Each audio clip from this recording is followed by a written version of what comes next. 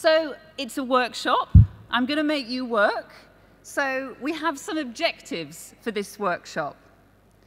By the end of the workshop, I'm hoping that you're going to be able to explain what a rubric is. A couple of people have asked me prior to the session today, Marianne, what is it that you're talking about?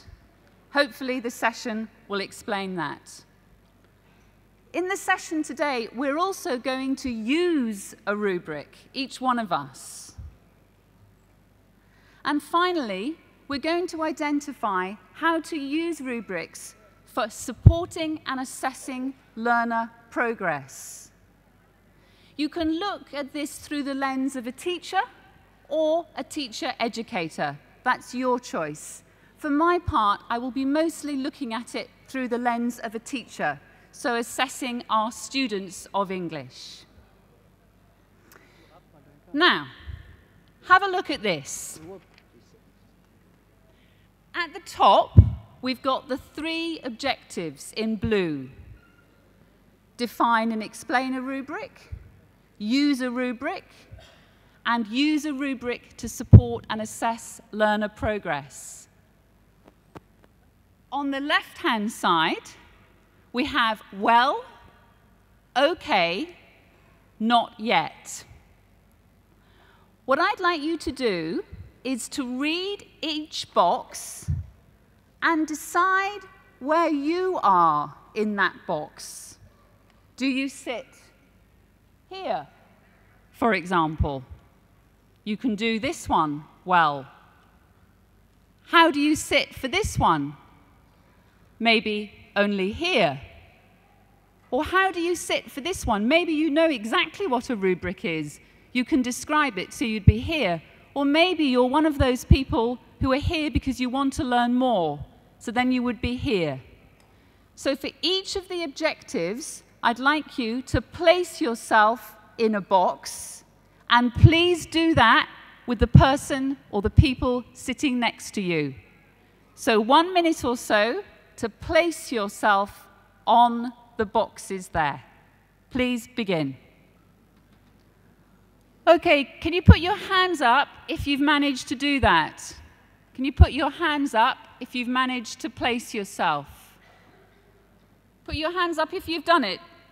You could be anywhere, but can you put your hands up if you've done it? Okay, thank you. So, what is a rubric? Is there anyone in the audience who would like to venture a response? There are a couple of ladies there, and there are some volunteers with microphones somewhere. I'm Reena from Mahadevi Birla Girls High Secondary Hello, School. Reena. I would like to say a rubric is a set of rules, instructions, under which we place certain ideas, and we can assess a child through a huge range of their, possibilities, their whatever they can do. Okay, thank you very much. One more definition from somewhere else. There's a couple of people there. Good morning, I'm Hello. Suchitra Pratap. I would like to define rubrics as a set of parameters against which we can assess a learner's performance. For example, when we talk of speaking skills, we have a certain set of parameters like accuracy, appropriacy, fluency, and the like, presentation skills. So we have to make a set on which we could define them like a grid of 1, 2, 3, 4 points, and we could categorize them under whatever their proficiency lies in. Okay, great. Thank you very much. Both definitions including this word assess. Very important too in the context of CCE. I'll give you a couple of definitions in a minute, but first of all, a few origins of this word rubric. It actually comes originally, the first trace of the word is to mean red earth, which is interesting.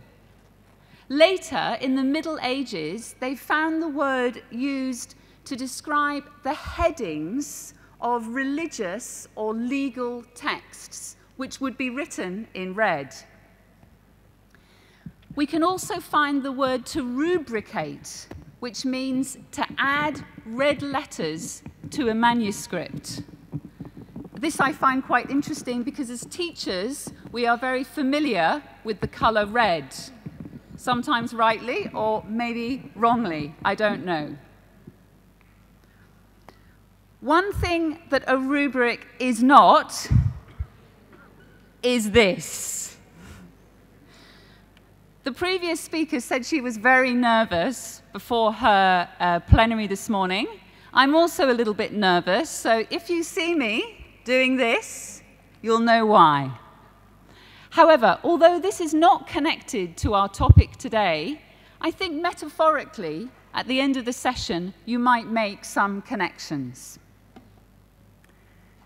So let's look at a couple of definitions. First of all, one from Heidi Goodridge, who works in the United States, who's written a lot on this topic. A rubric is a scoring tool that lists the criteria for a piece of work, or, very simply, what counts, what's important. My own personal definition, which I think is appropriate for English language teaching and in the context of CCE here in India, is a framework of criteria for assessment, usually of speaking and writing, based on or linked to curriculum standards and/or objectives. So what counts in this case is the objectives. I think, to summarize, a rubric can provide us with a framework for assessing students. And the beauty of it is that this framework is very transparent. Students can see the framework, and therefore they know what to prepare for when they are being assessed. Okay, analytic and holistic rubrics. Now, does anyone know the difference between an analytic and a holistic rubric? I'll just go back and show you that that is a rubric. So, analytic and holistic rubric. Does anyone know the difference?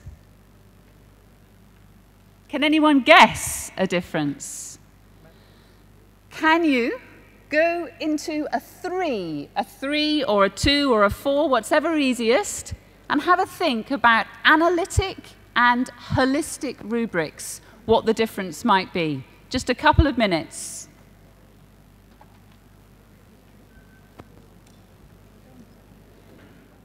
Okay. Myself, Chanbasappa from Davangere, Karnataka. Hello. Analytic means the democratic standards, which has the freedom to analyze, whereas holistic, which will have the restricted standards, which doesn't have any other extra meanings. Great. Thank you very much. So, for example, if we go back to this rubric, if you're analyzing, if you're using the rubric analytically, then,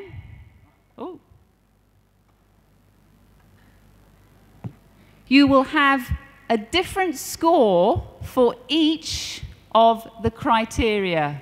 So here you could be not yet, here you could be okay, and here you could be well. If you are using the rubric holistically, then you would have to choose either well, okay, or not yet for each of the criteria. Let me show you a definition. These definitions are from a man called James Popham. I have a book of his with me if you're interested afterwards. So for him, analytic scoring is when a rubric's evaluative criteria are applied separately in judging students' work.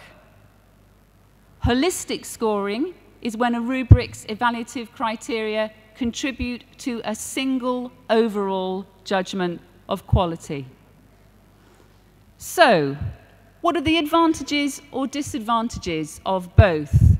If we can have that side of the room, can you think about the analytic rubrics and tell me advantages and disadvantages? Again, please speak with your partner. And, oh, sorry, this side of the room, can you look at the holistic rubrics and tell me the advantages and the disadvantages? I'm going to give you about 2 minutes to discuss this in a 2 or a 3. So go for it.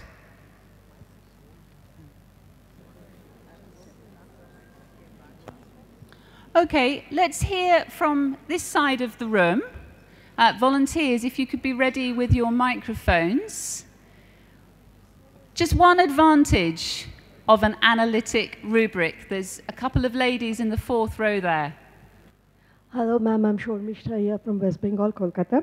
And I think the most obvious advantage would be that we could assess the individual strength and weakness of a candidate, his specific areas of strength and weakness. Yes. And that would certainly assess, help us to assess how to, grade him and which areas he needs help in, and so on. Exactly, thank you. And I think that's very common with students, can be strong, sometimes maybe. Yes. Why students? I think every individual, we each have our own areas of strength and weakness. Okay, so good. That helps, in assessing where we need improvement for ourselves as well as for our students. Thank you. Applicable. And one disadvantage about analytic rubrics from that side? A disadvantage? Hello. Ma'am, the main disadvantage is that it is mainly time-consuming process. Yeah, I think you don't need to say any more. Very time-consuming. Thank you. Thank you very much.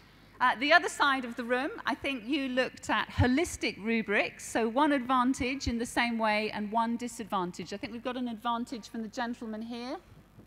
It is Purna Kandel. I am from EFL-U University. The advantage of holistic rubric is that we can just assess the overall strength of learners, through the holistic rubrics. And it is very useful for assessing the proficiency of the learners, because we can just assess the speaking, reading, writing, and then vocab, grammar, pronunciation simultaneously. That's why it's very, very useful and very time. It doesn't consume the more time. So it's very, very useful for assessing proficiency of the learners. Okay, great. Thank you.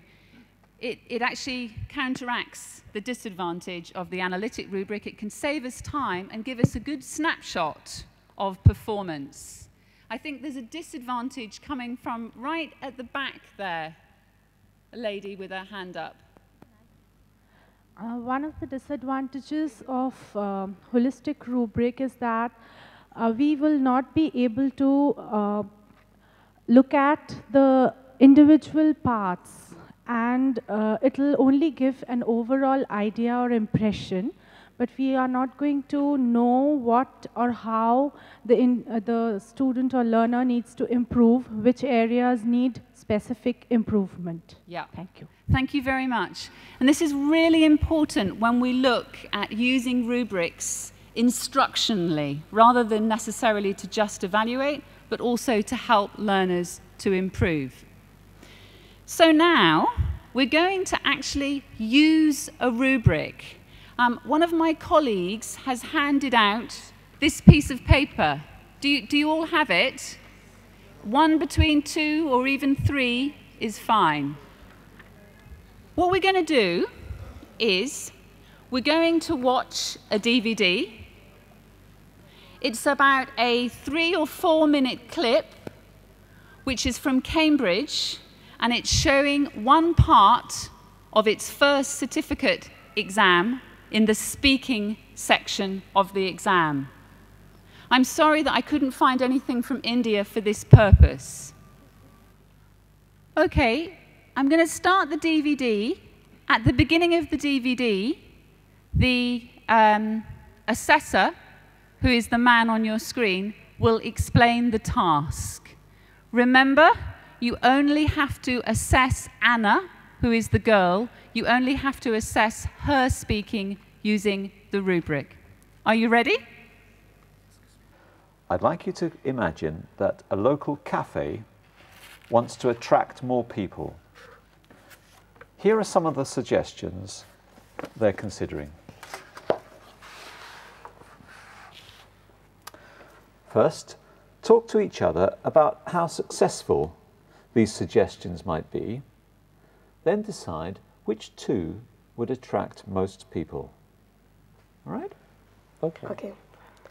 So in the first one, they propose music. What do you think about? Yeah, live music in a bar, it could be good. I think. Yeah, I think it's could be a good attractive idea. for people. I like also that one with the sofas, but it seems to be very relaxing. Maybe have a chatting with your friends. Yeah, exactly. A good idea to make this place comfortable Yeah, and attractive. like at home. Yes. Well, I think that this is one of the best idea. I mean, one coffee for free, particularly when you open a place. You know, it's a good way to. I agree with you. People. Yeah, this one seems to be good, but the terrace. But maybe if you have a good weather. Yes, I don't know. You're in Cambridge. In Cambridge, I think yeah. it's difficult. I don't know. And then when if you I've just opened a cafe or a bar. Maybe it's not a good idea to put some tables outside. I think it's better to concentrate on music or other ideas. Yeah. What do you think about football matches? It depends on the target that you are interested in, or the target of the public that you are interested in. I mean, if you are interested in sports. If you are interested in attracting men, it's more than good. It's a perfect idea, but I don't know. You can tell. I mean, will you go in a cafe with football match? Me not, but most of the people, I think. Okay. Maybe it's a good idea. And open at night? I don't think in the beginning. Do you agree with me?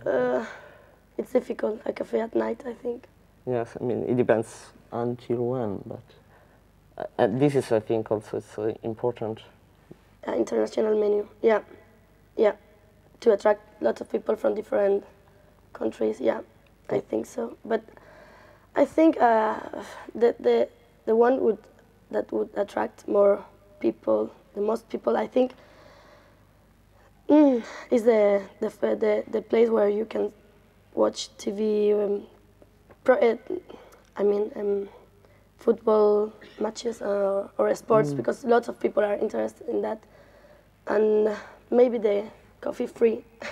Yeah, it's also very important. Yeah, completely agree. Young people who has not lots of money. Yeah. Yeah, I don't know about television. I think that when you begin, maybe it's better to put like some comfortable sofas. Yeah. Because I think that it's not a good idea to like give from the beginning you can say an example of your cafe. Thank you. Anna, would you like to spend time in a cafe like this? Yes, maybe I would like to. Why? Because I think it's a good idea to go to a comfortable cafe to spend time with your friends. Okay, the test continues, but for our purposes, I think we've got enough information, enough data. So can you think about what you heard from Anna, and with your partner, the people around you, discuss what scores you would give her on that rubric. I'll give you about 1 or 2 minutes to discuss this with your partner.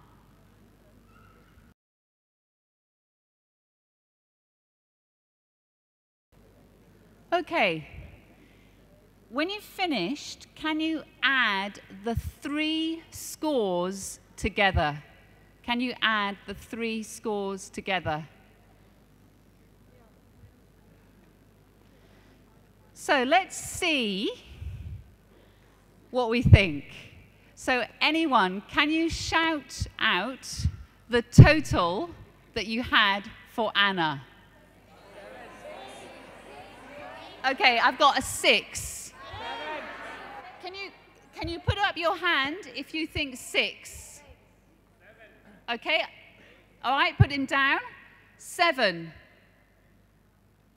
Okay, any more? Any higher than 7? Just less than 8 or 9. Any less than 6? 5.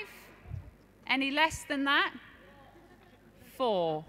So we've got ranging from 4 to 9, I think.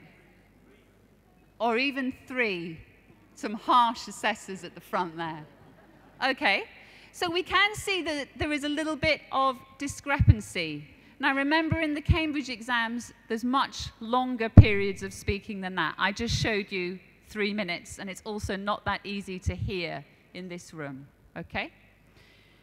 So, my question now with your partner is, could you do similar evaluative tasks? So actually summative assessment in that way in your contexts. And if you did do it, how could you use the data that that task generated, the information that you found out about the student's speaking ability? So could you conduct these kind of speaking assessments in your context? And how also, as teachers, could you use the information that you find out?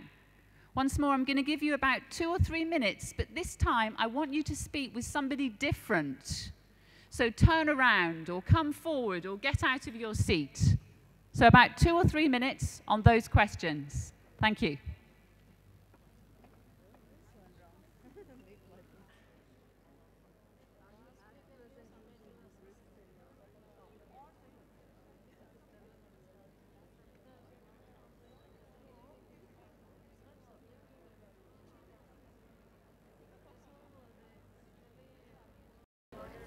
Okay, everybody.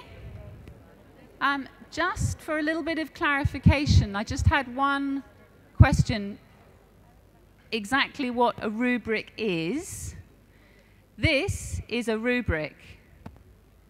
So in a rubric, you've got the criteria here at the top in blue, and you've got a level down this side. It could be the other way round. The rubric is the whole thing. It's that tool. And for an analytic rubric, you look and you assess each piece of criteria separately. I give a mark for this one, and for this one. In a holistic, you give an overall mark. So for Anna, for example, we could have given her an overall mark of 2 or 3. But actually, we used it analytically. We gave her a mark for each of the areas. Is that clear at the front? Yeah? Okay. Okay, so you can use a rubric to assess somebody's speaking, like we've just done. And you may or may not be able to do this in your contexts. But somebody from the audience, I think the lady here earlier, was talking. Oh, sorry. Would you like to ask a question? Hello, ma'am. I'm from Sikkim, Gangtok, Purbali Datta, me and my colleague. Well, using a rubric, finding out the flaws, we give you a make-believe situation. If you need a make-believe situation, we have done it and worked it out. Okay, if you can do it quite briefly, that'd be great. Do it now. From here itself? Yeah. Okay, so stand up. Hello. So are we to create a situation? So how was the marriage party? I went to a marriage reception party. It was beautiful. And in fact, there were many people around, and the decoration was beautiful, and everybody dressed, I'll say, in a very grand manner. We enjoyed the party. Using the rubric, one of a colleague would point it out, my flaws. I'm from Surat, from Gujarat. Using rubric overall means holistic evaluation will be above average, because she was not fluent in her in her speech flow, right? She could serve the social situation purpose, but she couldn't be fluent, and she couldn't use variety of language expressions. Okay, great. So can I just yes, one comment and then yes, I'll move on. Hello, ma'am. Hello. I am Dr. Ram Sudin Yadav from Bihar. I will use rubric in 3 fields. First in pronunciation, second in semantic markers, and third in gambits. Thank you. Thank you. So just a couple of points there. The first group showed us how they could have a little mini dialogue and the teacher could actually assess using a rubric quite quickly in their context. I'm right, and that's what you're showing us. Exactly, ma'am. Okay. Right. And the second point too is the importance of pronunciation maybe for speaking to have in your rubric. But you can decide exactly what you want to have in your rubric. That's the beauty of it. So, in fact, the example that we saw there can be very much used for instructional rubrics. So rather than just using these tables to assess and evaluate, actually, let's use them to help students learn. But to help students learn, we need to have a really good rubric. So what are the characteristics, do you think, of a good instructional rubric? Well, one characteristic, which I'm going to give you, but you're going to come up with the rest, is that your rubric is fit for purpose. So, for example, this gentleman told us how he wanted to have pronunciation in his rubric. So, if pronunciation is important, then pronunciation must be one of the criteria on your rubric. You can't not have pronunciation in your rubric, and then when you assess the student, you tell them their pronunciation was no good, so you're marking them down. Just one other characteristic to get you going. The rubrics should also be linked to some objectives, maybe your lesson objectives, maybe syllabus objectives, and also to the task that you're giving them.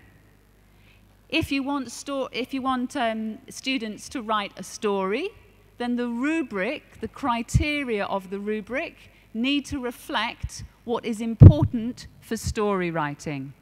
So content, description, plot, etc. I'd like to come up with about 3 or 4 more characteristics of a good rubric. Do we have any ideas from the audience? Good morning, ma'am. Hello. Myself, Rajlakshmi from KV Mumbai, Mankut. Yeah, a good rubric would act as a good planner also. If a rubric is well prepared, it would allow the lesson and the assessment to be done in a very fruitful manner.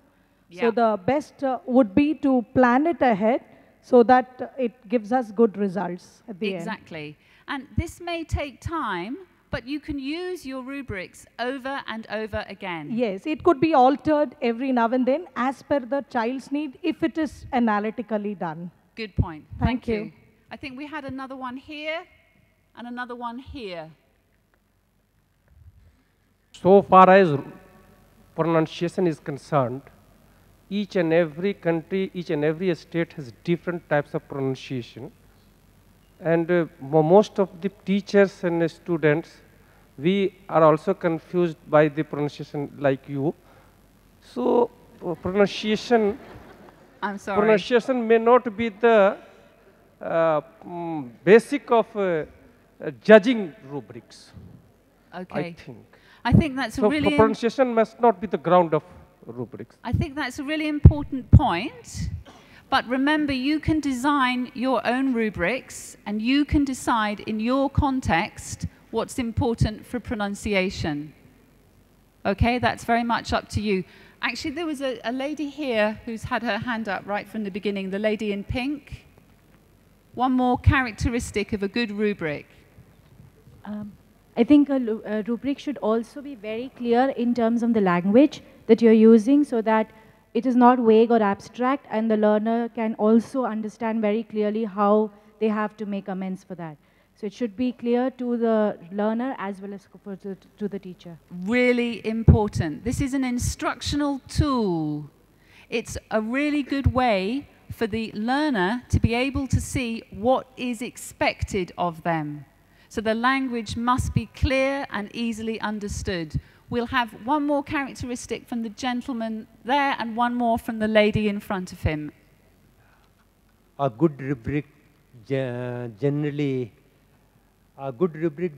has a crystal clear example, and if the answers are expected, generally it is said that the first one is done for you. In that way, if crystal clear examples are given, the rubrics are effective. Okay, good.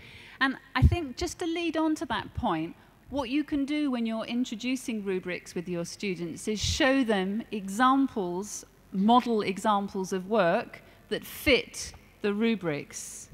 So for example, you could show them an interview, if available, something like that, to show them exactly how Anna scored and why. This is much easier for writing, obviously, to show them examples. There was a lady here at the front, for the final characteristic. I think a good rubric should be developmentally appropriate because sometimes, we have over expectations from the children. It should be developed? Developmentally appropriate.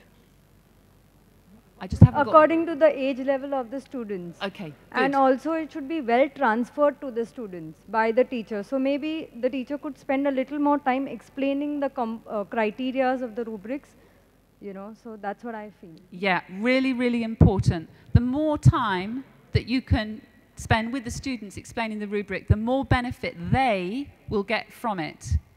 Okay, we'll have maybe one or two more. Someone from the back. Ma'am, a good rubric will ensure a variety in the tasks. Do you mean that it can be used for more than one task? Exactly. Yes, because otherwise you're going to be spending your time writing rubrics. Yeah, good point. Okay, we've got one more. I feel that there shouldn't be too many rubrics also. The pressure will be too much on the learner then. There shouldn't be too many? Yes. Yeah. Okay. Because it will add to the pressure of the learner. Yeah. Okay, thank you very much. I can see there's lots of other hands up, but I love talking about rubrics, so please do come and talk to me about it at any time over the next couple of days. Just a few more characteristics. They may have been covered. Clear, concise levels. I think this is important. That the difference between the levels, the difference between 1 and 2 or good and okay is very clear, particularly to the students. Not too many words. This is linked to what the lady down here was saying. They should be easy for the students to follow. Excuse me? Yes. If I may share the information. Please do. I'm Dr. N.V.S. Lakshmi, and this is my colleague, Dr. Parvati. Hello. We are from JNTU, Hyderabad, and we did a training program for air traffic controllers working for Airports Authority of India. We did a training and testing, as well as testing, in 2 spells. And the rubrics included very clearly, they were graded on level 1 to level 6. And level 1 is low level, level 6 is excellent. And it included rubrics for each and every level. It starts with pronunciation, vocabulary, comprehension, grammar, structures, fluency, and overall understanding. This is how they were analyzed, and for each and every level, each and every grade, certain rubrics are given. Even for pronunciation, we can have from the syllable point of view, minimal pairs, and leading on to the intonation and tone barriers. So at each level, rubrics are given, and why he is given a particular grade means he can go back to the rubric sheet and improve himself. This is what is given there. Thank you. And I think what you've just come up with is a really good reason for using rubrics, because students can go back to the sheet and see the progress that they're making. Yes. So maybe one year they do it and they're quite low, or maybe in the middle. The following year they do it, they can see where their progress is. Thank you very much. Thank you. So yeah, what's important too, I think, is that higher bands, so the higher levels of the rubric, when it's good, they really describe what success looks like. This can be really, really important for the students to know what's expected of them to get good marks, to do well. This is a difficult one. The lower bands are positive about what students can do, rather than what they can't do. I feel quite passionate about this, that even when it's a 1, and I encourage you not to have a 0 at the bottom, but to have a 1 at the bottom, that the language is positive. Maybe, for example, students can say a few words, rather than students can't say anything. In this way, it can really boost students' motivation. But it's difficult. Sometimes when you're making rubrics, particularly for writing, it can be difficult to find ways of being positive. As a teacher, it's really important that your rubric fits onto one page. It may sound a bit like you're thinking more about the layout than the content, but when you start using these rubrics, if you have to go over 2 pages, it really makes it much more difficult. We've covered that one, and we've covered that one. So, how do instructional rubrics support and assess learner progress? We've talked a little bit about this, but I really think that rubrics can help you as teachers, or help your students when you are in your teacher-educator role, to verbalize what is expected from students. And it helps you to design tasks. If you know what you're looking for, you can design a task that is going to match with what you're looking for. James Popham says that rubrics removes the fuzz. I like this expression. It removes all the unimportant points and gets them to focus on really what success might mean if they're writing a story, if they're telling a story, if they're writing an opinion essay. The criteria, whether it's pronunciation, whether it's content of a story in a rubric, becomes a reference point. So when you're talking to students inside class, outside class, trying to support them, you have a reference point. And using the rubric regularly means that students are regularly practicing what counts. A gentleman down in the audience said how important it was to be able to use the same rubric more than once. Absolutely. Try to use them as often as you can. And each time you're using them, you are practicing, or your students are practicing, what's important to achieve those learning outcomes. The rubrics, too, will help students to be able to self-assess their own work and to assess against. So finally, we're going to do a little bit of a group tasks.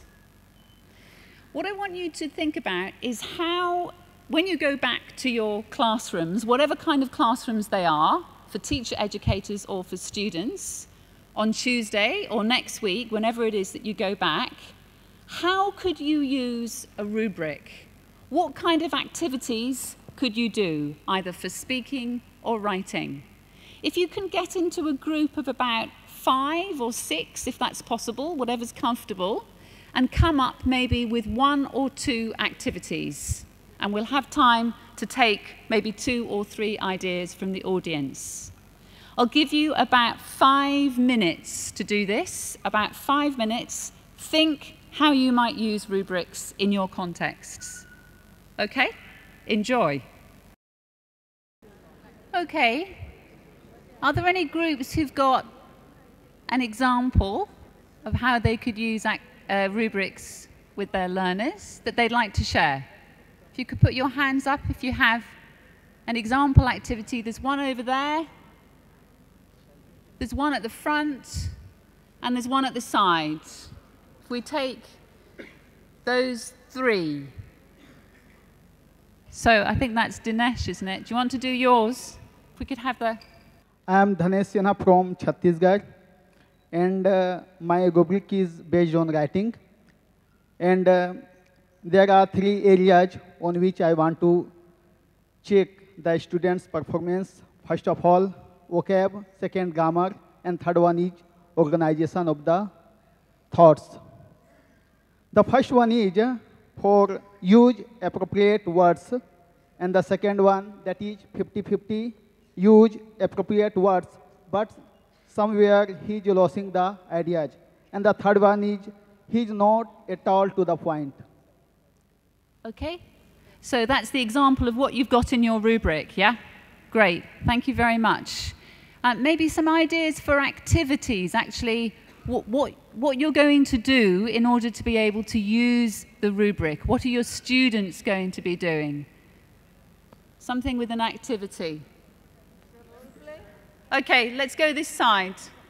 Good morning, everyone. I'm Dr. Reena Devan. I'm a professor in St. Francis College. And we conduct this mock interviews for the students, wherein this particular, we set up a background for the students where there is a room and people are mocking as an interviewer and interviewee. So apart from language and the content and the clarity, there goes in what kind of a body language and expression they need to use, what kind of a posture they need to have when they are making an entry and when they are asked to be seated, and all those things can be conducted, and we can very well do with the kind of rubrics we prepare, and we can talk to them about it beforehand, what all criteria will be there based on which you will be tested. Then there is something kind of oral presentation, where they are asked to, they are given some specific topics, and they are given a time period, and they are asked to present themselves with the clarity of speech. They need to speak about what exactly the topic is and how they are going to elaborate on it by giving examples or by giving narrations or by giving their own personal instances. Okay. So these are 2 evaluative process, ma'am, which we usually do it. Thank you very much. So an interview, a mock interview, work interview, where the criteria on the rubric would also include gestures, eye contact, things like that, and also student presentations. We've just got time for one more idea from the audience of an activity. Is it an activity? Yeah, activity. Let's... No, not the same one. We'll go to those ladies over there, as long as it's an activity. Okay. Can the microphone go over there, please? But please, you've got lots of ideas. Please share them together over the course of the day and tomorrow. Can we have the mic? Okay. Hello, ma'am. I'm Aparna Khandekar. I don't think the microphone's working. I'm Aparna Khandekar. I'm from Pune.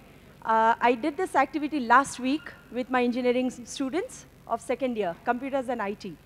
I told them there would be extempore, 2-minute speech. Maximum time allowed was 3 minutes. And the criteria was clearly defined. It would be only content which would be judged, no grammar, no presentation. They were relieved. The next, content, how to judge the content, it was vocab, ideas, phrases or idiomatic expressions used, quotations used, and overall how many ideas do they present in those 2 minutes time structure.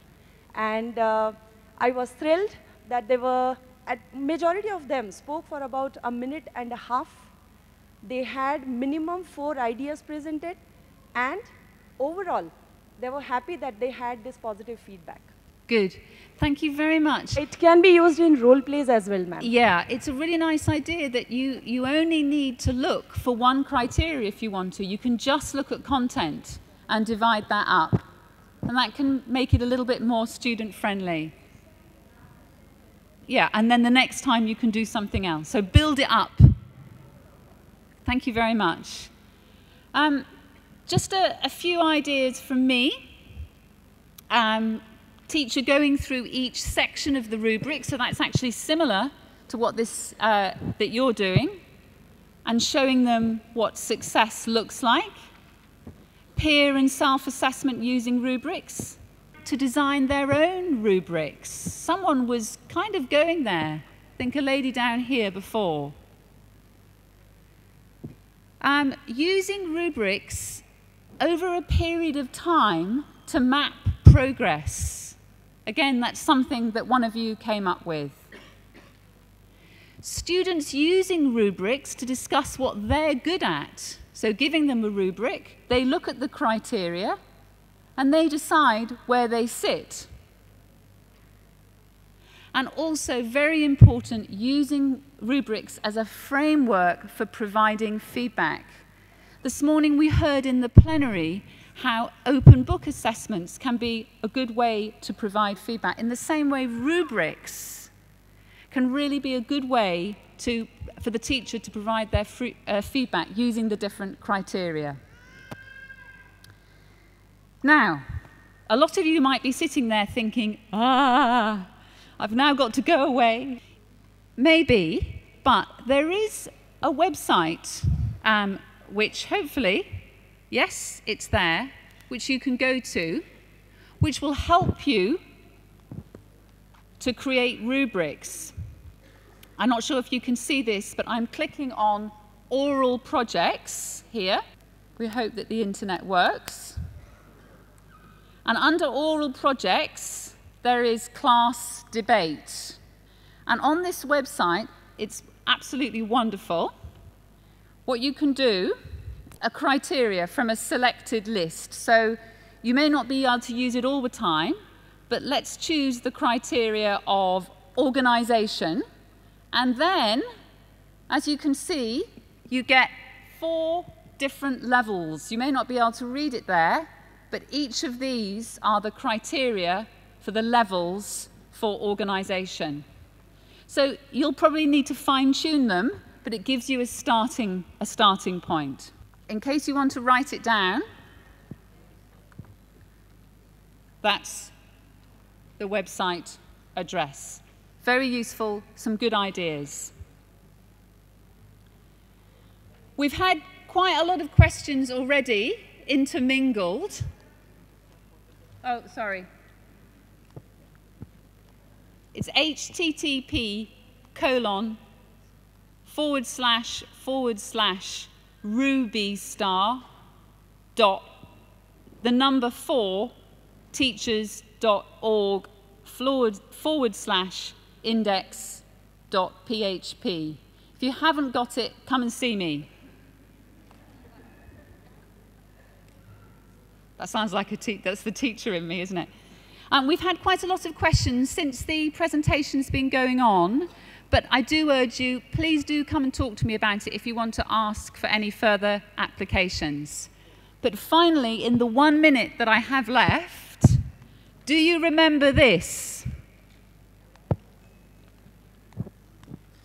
Can you remember where you placed yourself, for example, for define and explain rubric? What I'd like you to do just for a few seconds is go back with your partner, the person that you talk to, and see if you are in the same place. Go back with your partner. Okay, hopefully some of you have moved. I think you've all moved from here because today you've all used a rubric. So my final words before we go off to lunch is start experimenting. Start using rubrics. Start small. Maybe work with another teacher. Just have a few criteria. Try to use them. get feedback from the students, refine them. The more you use them, the more comfortable you will be with them, the more beneficial it will be for your students. The sources of my presentation I will put up now in case you wanted to follow up on any of those. But thank you very much for being a great audience, and I'd love to talk to each and every one of you if I could. Thank you. Have a good lunch. Thank you, Marianne, for fantastic presentation. Really, it's worth learning. It's time for lunch break, and surely I would never like to be sandwiched between you and your lunch time. Post-lunch sessions will be as per schedule. Thank you so much. Have a nice time. Happy lunch. Thank you.